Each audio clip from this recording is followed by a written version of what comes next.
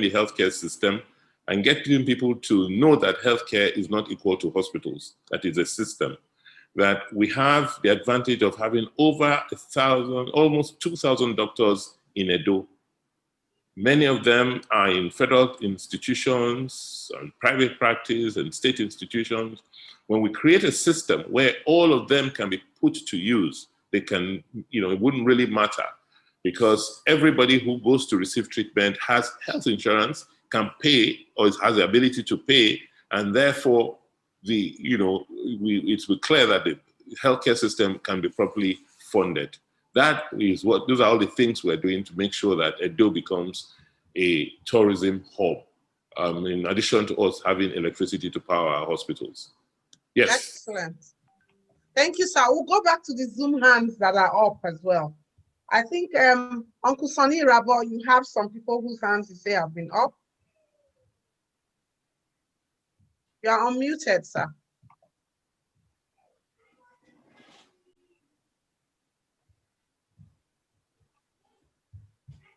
Okay, thank you. I have two names. Let me just quickly get the names.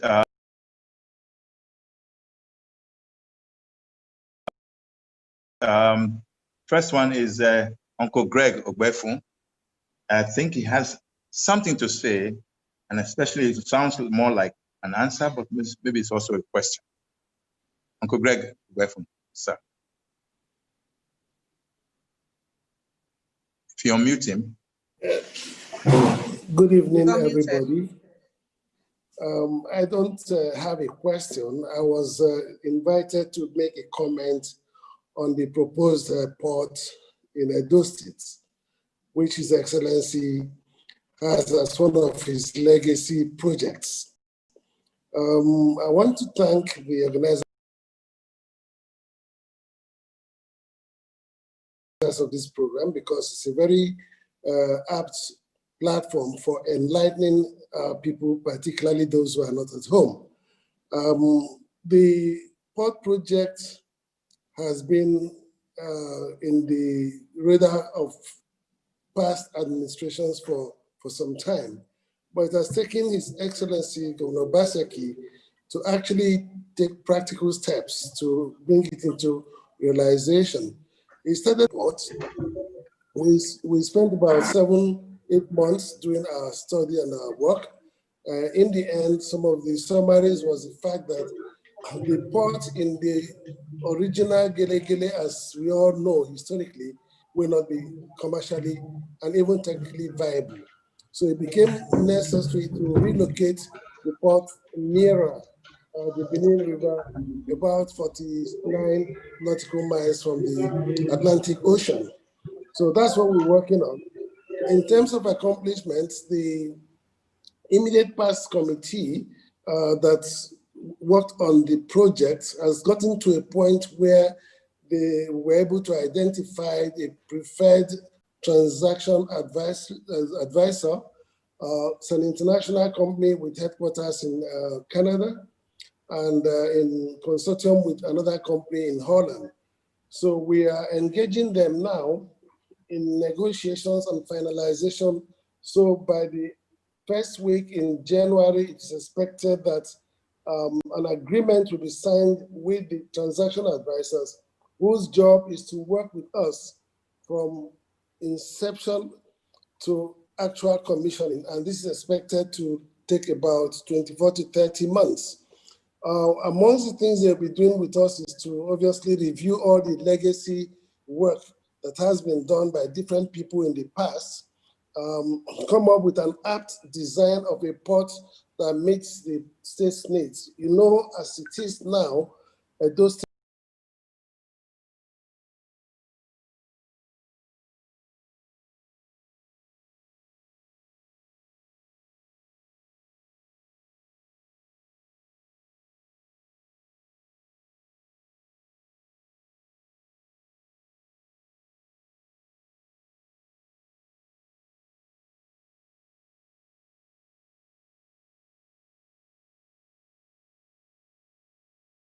state is landlocked.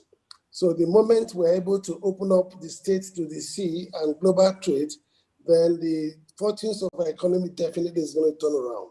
So we're working very hard to see how we can get this team off as early as possible in the new year. Now, amongst the things they're going to be doing will be to competitively identify the engineering, procurement, and construction company that will carry out the actual construction. And that is going to be done through a competitive bid. And more importantly, the transaction advisor also have shown competence and capability and track record of being able to structure the funding as well as source the debt and equity to fund that project, with the state contributing a minimal equity. So we are hopeful that with the pace at which we are going, we should be able to get this accomplished in the course of the governor's second term. So those should remain very hopeful that the Benin City River Port is going to be a reality in the course of the governor's term. Thank you. Thank you very much, sir. Uncle Sonny Rabo, do you still have a name to call? I'm sure you do. If it's muted, can we unmute him, please?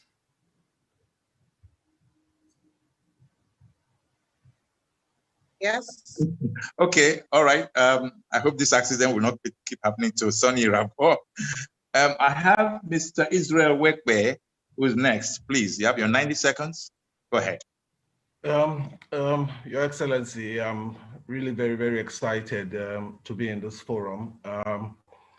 My question is, goes like this. The creative economy is substantially powered by young people. But critical to this sector is the need for capacity building to enable the acquisition of skills and competencies. I reckon too that there's a correlation between the academia, education, and practical training. Now, might I ask what your administration's position is in this regard, taking into consideration really the seeming lack of clarity presently? I say this with every sense of seriousness and responsibility, because when we talk about cultism and all of that, you know, young persons need to be engaged as it were. So in this area of creative economy, education, capacity building, and skills and competencies, what's the administration's position in this regard? Thank you. Thank you very, very, very much for a very good question. Let me just make this general observation that as a government, we have come to the realization that the real issue with us is not the lack of ideas. There's nothing new that has not been said or discussed in the past. What is lacking is the capacity to execute whatever you've decided on, to just make it happen. And that's the standpoint from which we want to engage, to say, yes, what about this? How can it work? How can you make it happen? And we're saying in doing the government will create the enabling environment to make it happen, the thinking and perhaps the initial groundwork. That's our role. In the area of the creatives, it's what create the enabling environment for people to be able to do what they know how to do best, but in a creative space. What do you need? You need, like you say, capacity building. So we're working with the German government, the GIZ, who just gave, I think, about in excess of $500,000, and we had to match it with our own funds. And the Observer premises, as we speak, I just connected it to Osiomo Power. And we, just like we have in the production hub, we're creating, we're building a hub for the innovatives. So you have 24/7 electricity, you have spaces where people can come in with their finishing equipment, to finish music, whether it's the films, whatever it is, that premises is being made ready as we speak. I went to inspect it about 2 weeks ago, and we hope that before the end of the first quarter next year, You will have studios, you will have cameras, you will have mixers, you will have all the things that you need to finish. And hopefully classes will be run, and things instructions will be given, and training will be given to people who are already in that industry or aspiring to be. I like the idea of a business Zoom meeting, and I think it's something, Lamte, we should put together so that, yes, beyond this sort of general meetings, we want to sit and I say, look, these are the opportunities I'm looking for investment in this area is very, very specific. In the healthcare area, I want to partner with people to build new mortuaries. I want to do this. This is the cash flow we expect. I want to be able to do specific, transactional meetings via Zoom. And I hope we can organize this maybe quarterly. Somebody asked about the plans for children. I think for us as a government, it's all about about them, the next generation. And that's why we're investing so much in education. I mean, the biggest gifts you can give to a child, the greatest gift is education, very good quality education. And we're investing in our school systems. I want to use this opportunity to thank the chairman of SUBEB, one of you, Joan of Yahweh. The amount of work that they're doing for these children is just unbelievable. God will continue to reward you. So, that's. A lot of people have put questions about roads. What I want to tell you is that I went through all the 192 ward road request is. I have them. It's a pile. So we will not be able to deal with all of them, but the important thing is to plan for them. Deal with the ones you can deal with now and have a plan for those you are not able to cover. So what we've done is we've just finished the process of hiring priorities that we have as a state. So I've heard all of you. I've seen all your requests, and I want to tell you they're in, but we're putting them in a planning process. We're going to put the plan, design them, and then see how we can fund them. Basically, we will not be able to fund all our roads in a 4-year time frame. Thank you very much, Your Excellency. Thank you so much. I've got two persons here, Sele Okogo and Roland Omorodion. They have questions. Please, can we unmute them? Sele Okogo should go first. Sele or Kelly? Can we unmute them if they're in the house? Then can we unmute Roland Omorodion, please? If Mr. Okogo is not there.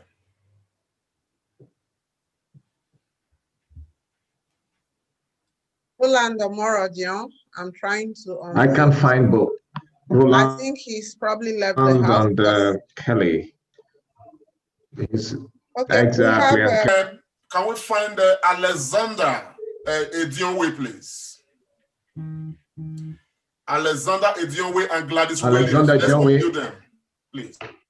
Okay, Alexander Edionwe can unmute himself. I think I've just asked.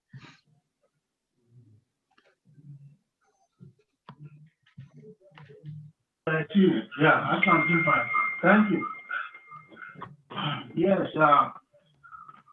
I really don't have any question, but I would like to introduce myself so you know the angle I'm coming from, Your Excellency. My name is Professor Alexander Edionwe. I'm the President and CEO of AFA International Group LLC here in the US, and also we have AFANI Global Concept food production, and we are ready to assist and contribute our quota in developing agriculture and agribusiness in Edo State, and also generating jobs. With the time limit I have, what I really am interested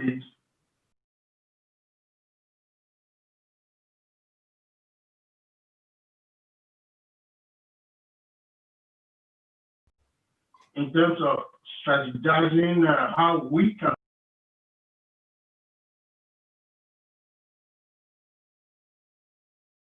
customize or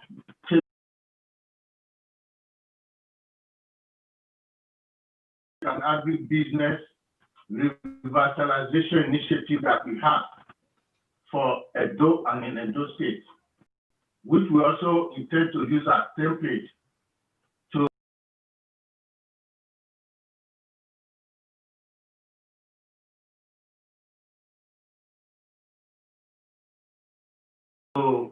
use in other parts of Nigeria.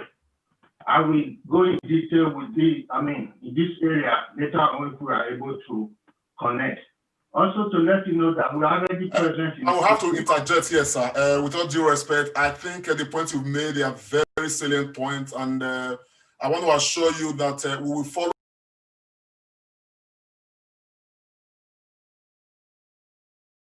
up with you. And you heard the Excellency, His Excellency said earlier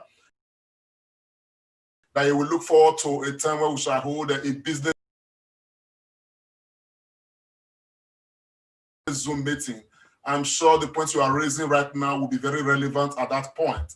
And because of what we are doing right now, which we need to fulfill, as it were, I will want to move to the next person to ask his question. His or her question. Of course, I equally have here Gladys William. Please, can we unmute Gladys William? And she's on mute. we'll follow up on Alexander Dionwe. Gladys, you can speak.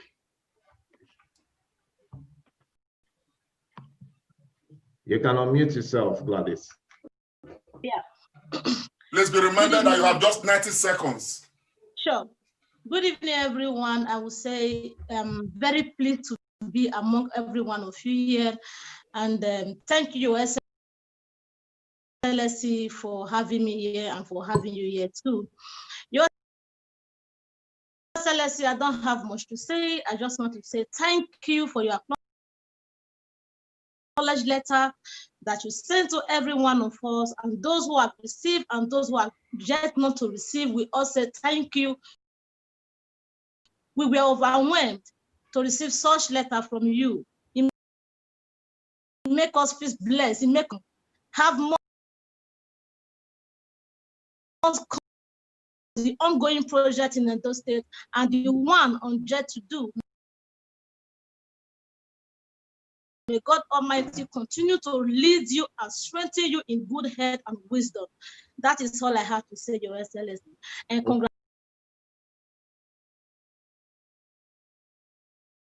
congratulations once again. We're there for you, no shaking. Thank you. Thank you very much. Thank you. All right. Thank you so much. I want to quickly call on Dr. Loretta Agboko to quickly call the next group of names to ask their questions, please. We have with who his hand has been up, Festus Ogbewi. Festus, can he be unmuted, please?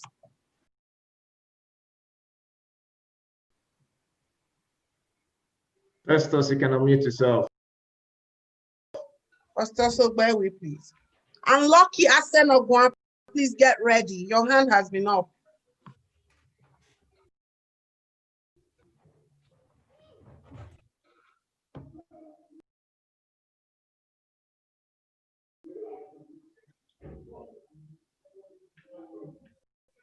Excellency. Festus, you're unmuted. Can you please go on? Yes, I'm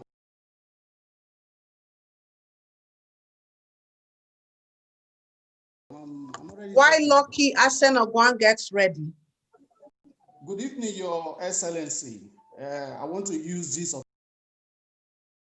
opportunity once again to congratulate you for your re-elections. Festus Ogbewi. I am the convener of Togba movement in Germany. Actually, most of my questions has been answered already by you. And that name that was given to you, Wake and See Governor, is actually playing out. Thank you very much. We do expect a lot from you. And we are believing as well that you will deliver. Thank you very much. Thank you very much, Festus. Asenogwan, are we ready with you? Yes, I'm ready. Good evening, everyone. My name is Lucky Asenovan. I congratulate you, my Excellency Governor. My question today is that you have already raised a point that old things are passed away. I would like to ask those markets that was burnt, if you award it, are they going to put a provision of fire service? Like even though it's not a vehicle, as in they have to put the fire extinguisher on the market and on the police station too. Are those provisions is going to be made for the rebuild of the burnt market and the burnt police station? That is my question. Excellent. And we have, thank you very much, sir. We have Joseph Ogieho. Can he please take his question in 90 seconds, please? Okay. Good evening, everybody. Good evening, His Excellency. Thank you for finding time to come to us this evening. I'll go straight to my question. I was a security officer and I live here in London. And I want to come in terms of the security situation in Edo State. Just as you have rightly said, you as the governor cannot do everything and you need the help of us in diaspora. So I want to come in terms of security because the way I see the security in Edo State is not working the way it should be. Use the security apparatus to join you. This is my license. So to prove to you that I'm a security officer. So it's being renewed every year, but I stopped renewing it because I'm not using it. So if you want me to come, or if you want me to share my expertise with you, because the way I come home every year, twice a year, but I stopped coming because the security is not working. So I really, if you want it to work, and I'm willing to support you, and I'm willing to help you to make it work. So Thank you, sir. So those in diaspora can be happy to come home. Thank you, sir. I think those all across the world are just like you, wanting to key in. So before His Excellency takes this, I'll just add on 2 charts. One is a very practical one. Edo Dynasty Worldwide, they are saying they sent a representative to this college of, so the technical college yesterday, and that they were told that the places people get to do their practicals, it's outside of the technical college. So Edo Dynasty Worldwide wants to know why this is happening. And they're also asking what is happening at Egualo. There's supposed to be a technical college there because they believe that upgrading the technical schools is the key to a better and vibrant economy. Then someone is saying, sir, that in order for the government to save money, he saw you wanting to revamp the place, which is a very good idea. But he's saying that once you revamp the place and you build the hostels, can you please charge the students a fair amount? Thank you very, very much. And thank you for all the great questions you've asked. I don't want to keep you much longer, so I'll just attempt to answer all the questions as briefly as I can. I want to start by once again extending my profound appreciations to all of you who've come out to support our administration. Many of us flew in to attend the inauguration ceremonies. We really do appreciate and thank you immensely. We had to keep the ceremonies low-key because of what is going on, with security and COVID-19. So we apologize that we couldn't have the kind of big splash that people thought was required.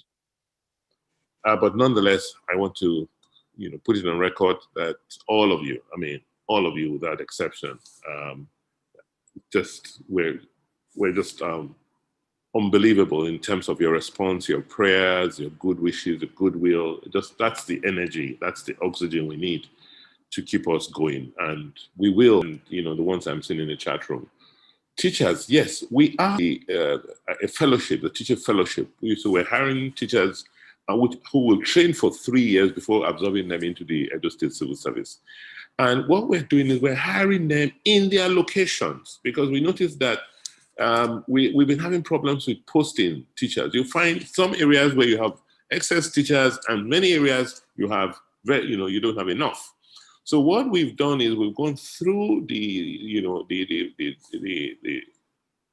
we've gone through to see where the distribution of teachers, and we down started this project where we will be hiring up to 3,000 teachers, but we will be hiring them in their communities, and particularly where there is shortage.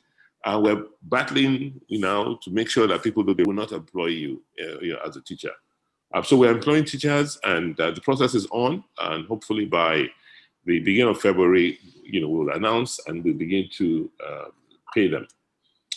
Currently, farming and partnering with us in the agricultural projects we're currently undertaking in Edo. I have at least 5 of them, and they come in and out, and some of them are doing well. And so we just encourage you to join. We don't want to talk anymore about these things, opportunities, and our role is to try and reduce the risk for you. Our government is not a farmer and cannot be a good farmer. So we're not even going to, but we'll create an enabling environment for you to farm. Yes, we are looking at crops. The crops will have a competitive advantage in, like oil palm, cassava, rice. By the way, most of the rice we are consuming this Christmas in Edo State, at least with government is buying, were all grown in Edo this season. So I'm happy to tell you we have Edo rice. We would have had more, but for the flooding around, flooding of some of the farms. But we're going back to encourage them as possible. If I haven't answered, because it's not humanly possible to do answer all of them. But I think the key message is to leave behind that first. As a government, we just want to do. I have less than 4 years left to complete my term. So I don't have the patience and time to be debating and discussing options. The time we have is how to execute on the options we have already decided on. We will not be able to do everything we have, but what we will do, we will leave a plan for the next 30 years on how to do most things. The ones that we can do now, we will, and hopefully we'll start have a system to check them on the corner. 2021, that year of renewal, that year of revival, and that we will have learned the message he sent to us in 2020, that we can and should make his world a better place. Once again, Merry Christmas and a prosperous 2021. Thank you very much. Thank you, Excellency. Before you go, I think Uncle Sonny wants to bring someone in to also thank you from the angle of your people. Excellency, my name is Ambassador Matt. The governor has addressed key issues in his talk today, and persons have asked addressed areas of core concerns. We have brainstormed together for close to over 2 hours now.